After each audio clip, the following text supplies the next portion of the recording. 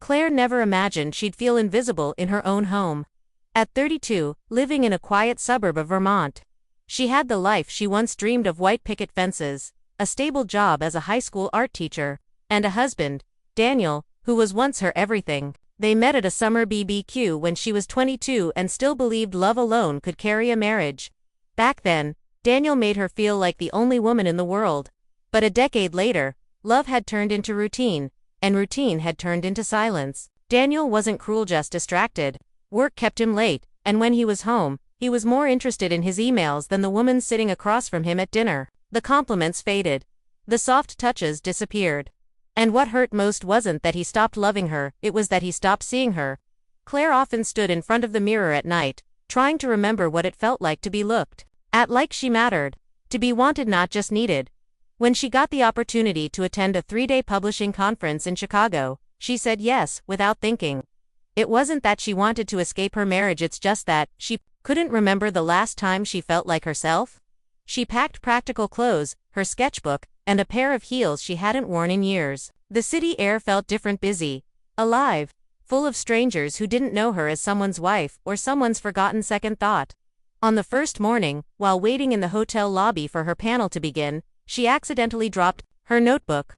A man reached down to pick it up before she could. His fingers brushed hers, warm and steady. "You look like someone who enjoys rainy mornings," he said, handing it back. She laughed, surprised not just by his words, but by how seen she felt in that small moment. His name was Eli, late 30s. A writer with calm eyes and a voice that didn't rush. He wasn't the type who tried to impress. He just noticed things. Like how she stirred her coffee twice before sipping. Or how her eyes lit up when she talked about sketching. They chatted about nothing and everything: books, old diners, the kind of silence that feels lonelier when you're not alone. She hadn't meant to stay that long, but her body leaned forward, her smile grew softer, and her laugh. God, she hadn't heard that sound in ages. Eli noticed the wedding ring.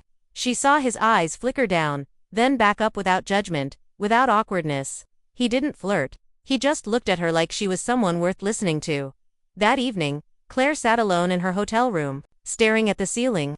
Her chest felt warm in a way that wasn't just attraction, it was something deeper, something dangerous. Something she didn't want to name. She hadn't done anything wrong, but a part of her wanted something she hadn't felt in a long time: attention, connection. That feeling of being wanted by someone who actually saw her. She scrolled through her phone. No messages from Daniel. No goodnight. No I miss you.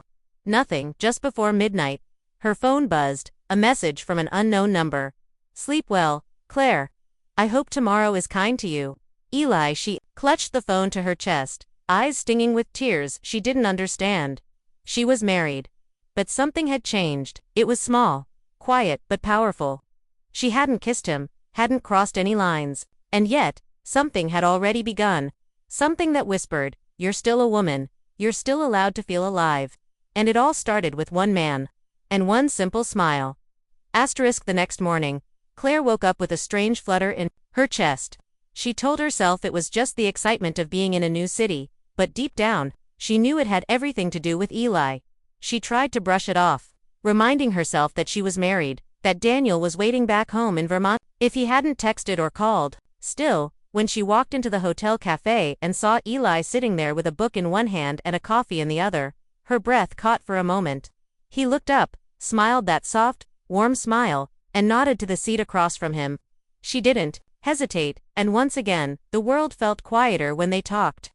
They didn't flirt, at least not the way young people did. Their connection was slower, deeper, something that felt like it had always been there, just waiting to be found. They talked about things that felt safe, but underneath the surface, there was something unspoken, an emotional current that pulled them closer with each word. Eli told her he used to be married, that it ended 2 years ago. No drama, no betrayal, just a slow unraveling of two people who stopped trying. Loneliness, he said, doesn't always come from being alone. Sometimes it comes from lying next to someone who doesn't see you anymore. Claire looked away, swallowing the lump in her throat. He didn't know it, but he had just described her life perfectly. She shared pieces of herself she hadn't said out loud in years, how she used to write poems and sketch cityscapes, how Daniel used to make her laugh so hard her stomach hurt. Used to, she kept repeating. It made her sad, but she didn't cry. Not with Eli. He didn't make her feel weak. He made her feel understood. That afternoon, they walked through the park across from the hotel, sipping iced coffees and talking. Like old friends? They sat on a bench under a tree, watching kids run through fountains and couples walk by holding hands.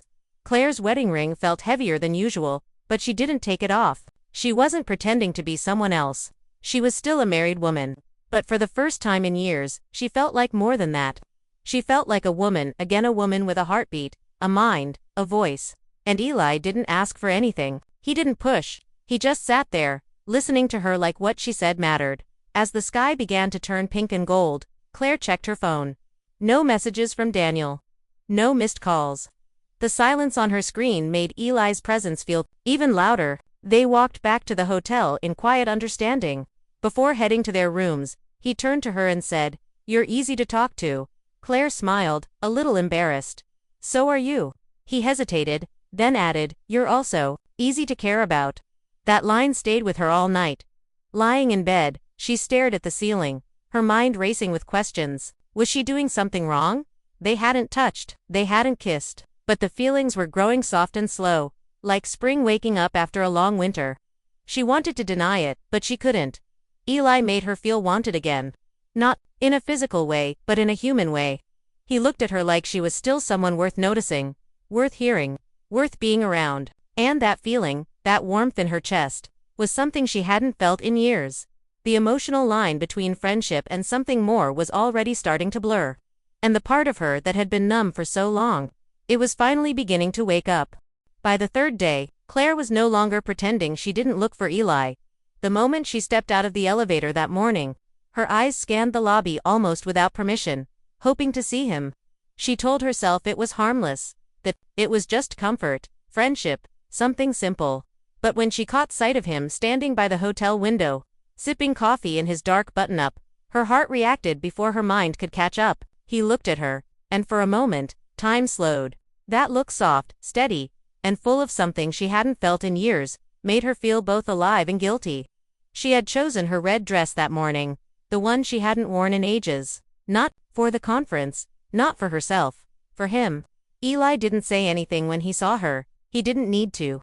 His eyes spoke volumes. And in that moment, Claire realized she was already standing on the edge of something she couldn't quite define.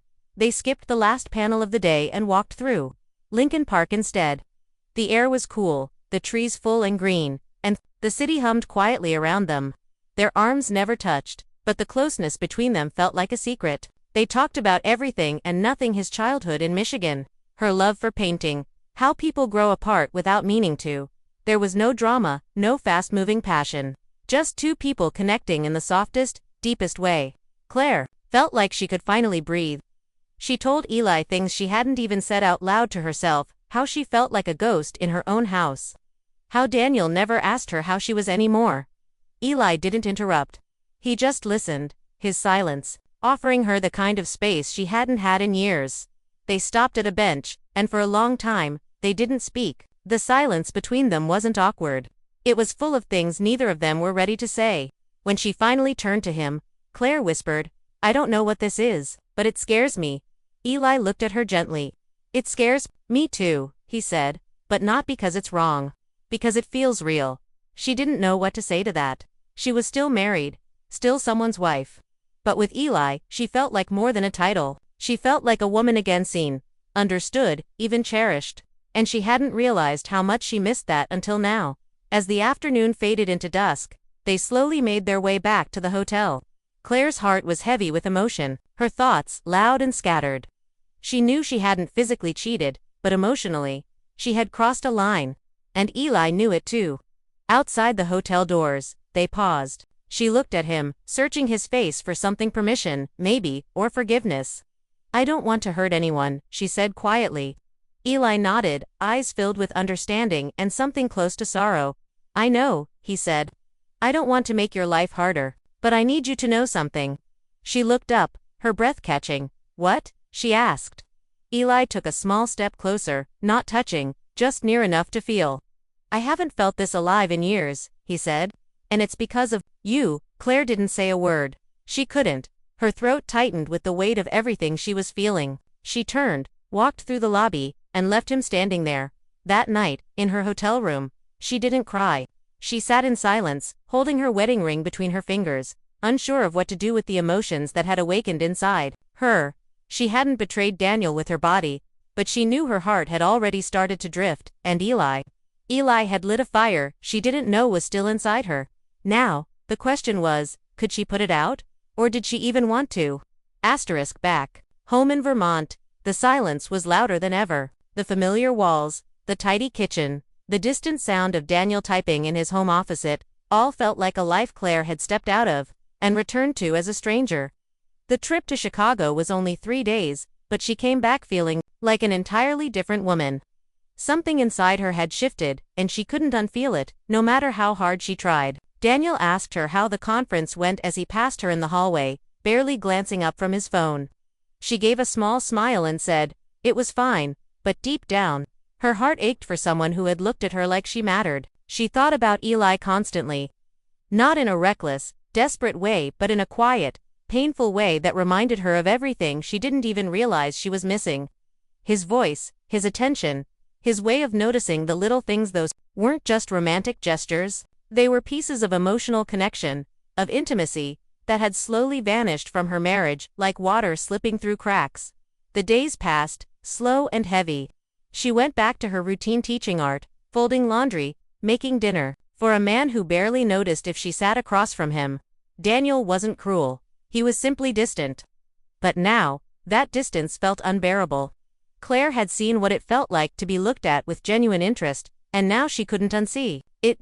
She kept telling herself she had done the right thing. She hadn't kissed Eli, hadn't touched him. But every time she replayed their time together in her head, it felt more real than anything she had with her husband in the last few years. She wondered if Eli was thinking of her too.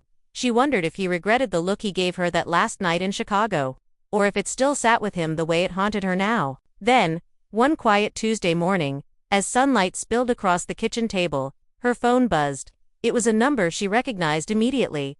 Her heart skipped. A message. "I meant what I said. I haven't reached out because I respect your life. But if you ever need to talk, if you ever need to feel seen, I'm here. I always will be, Eli." She sat frozen, staring at the screen, her hands trembling just slightly.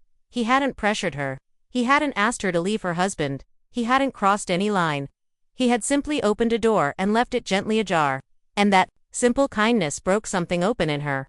For so long, she had convinced herself that being ignored was just part of being married for years. That love naturally faded. That comfort mattered more than passion. But now, she wasn't so sure. What if love wasn't supposed to feel like loneliness? What if comfort without connection wasn't enough? Eli had reminded her of something she hadn't dared to believe anymore, that she was still allowed to feel beautiful, to feel desired, to feel wanted, not in a shallow, flirtatious way but in a soul-deep, heart-awakening way. Claire didn't reply to the message, not yet. She closed her phone, stood up, and looked at her reflection in the window. For the first time in a long time, she saw herself not just a wife, not just someone holding a home together, but a woman with dreams, needs, and a heart that was still beating, still longing. Whether she would see Eli again or not didn't matter in that moment. What mattered was this. She could no longer pretend her heart was asleep. It had woken up, and it was no longer willing to be forgotten. Because someone had made her feel wanted again. And once you feel that, you can never go back to feeling invisible.